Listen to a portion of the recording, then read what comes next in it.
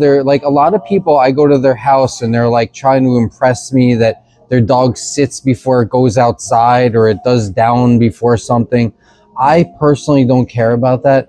I would rather a dog be standing and calm than sitting and anxious, or like down and anxious. And like, I see that a lot with reactivity a lot also. Like the dog, like they'll be like, you know, the dog can't be down and lunging at the same time, right? But like the dog's mentality is like, I can't wait to lunge. And like, for me personally, emotional regulation is where it's at, and just teaching dogs like how to chill.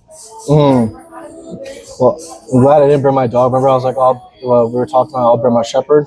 Dude, because if I would have him here, he would down for maybe like tops 3 minutes, but then he'd be like all over the place. So I'm glad I didn't bring him. But you know what?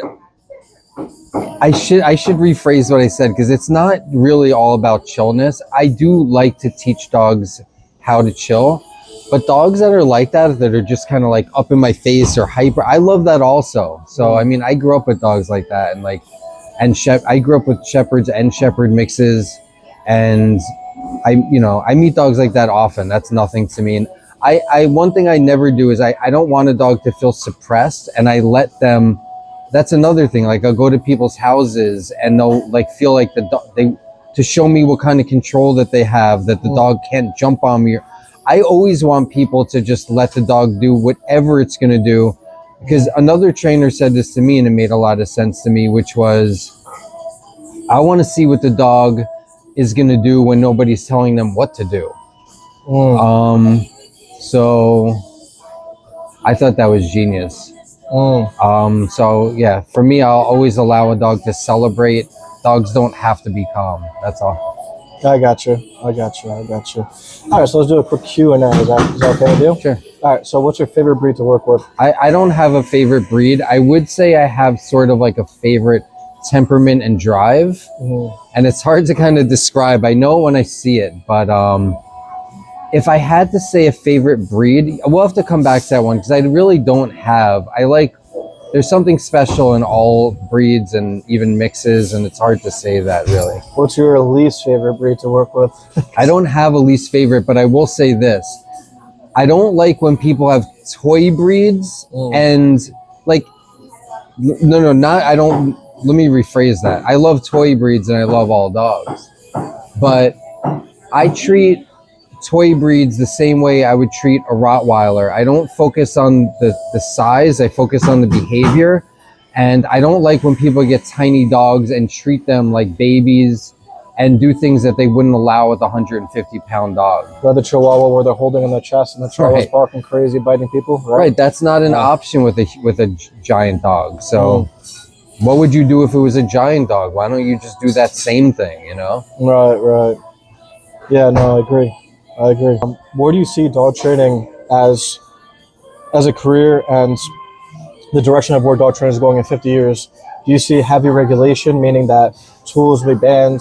Do you see tools will still be here in 50 years? Where do you see dog training? I don't make predictions about that, but I will say one last thing about my philosophy. It's constantly evolving.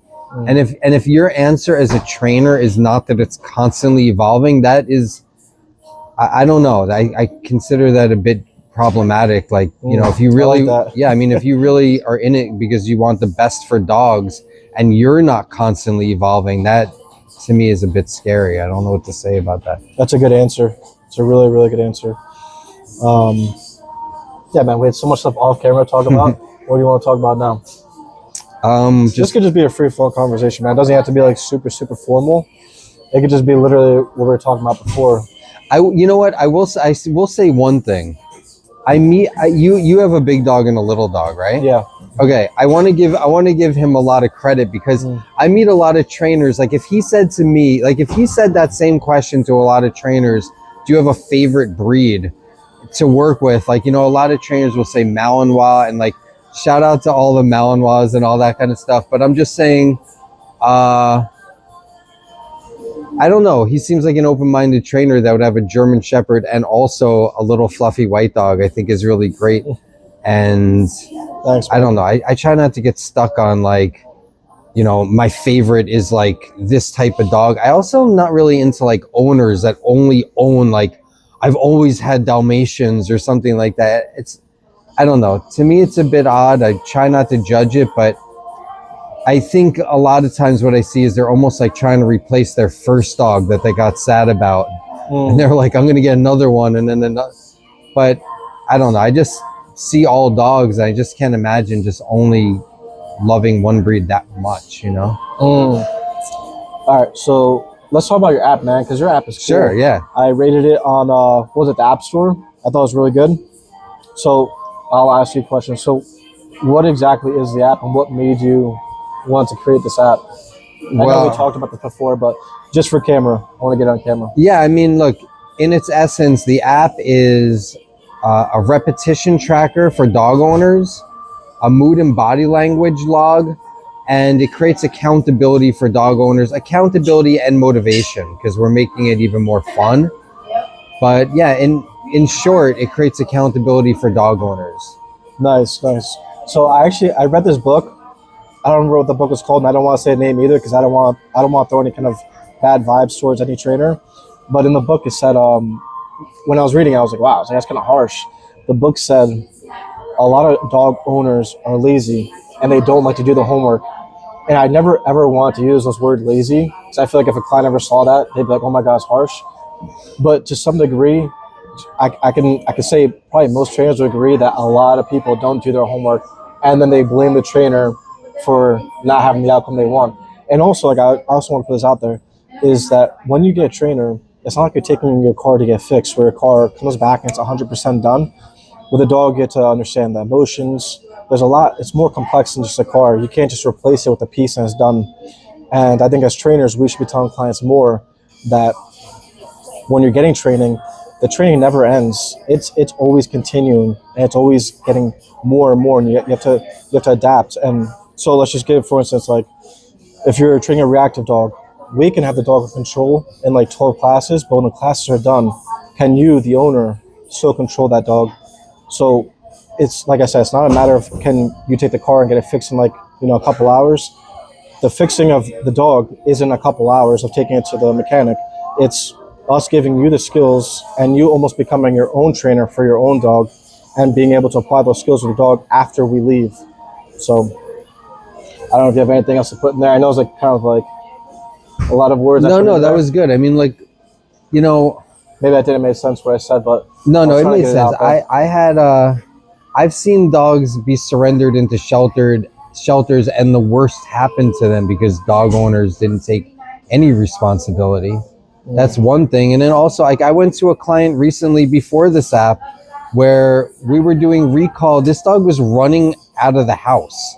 And on the second session, I had this dog doing recall from out of the house into the house with the doors open. And, anyway, we were doing all kinds of recall exercises. And I asked them, how many reps did you do in between, from last set? They did 0 repetitions. Like, yes. So like, one of the reasons I made this is because like I was just talking to a dog trainer before this and they're like, I have to make sure my clients do their work, but their work is so vague. A lot of it comes down to repetitions. Even if you're teaching states of mind and you're doing like a relaxation protocol and you're just doing like repetitions of like capturing when the dog is calm, it's still, it's not just a numbers game, but repetitions are important, Absolutely. Absolutely. All right, man. I think that's all the time we have. But do you want to shout out your business name and where people can find you? Yeah, Dog Homeskool with a K, HOMESKOOL.com, Dog Homeskool. Facebook, also doghomeskool.com.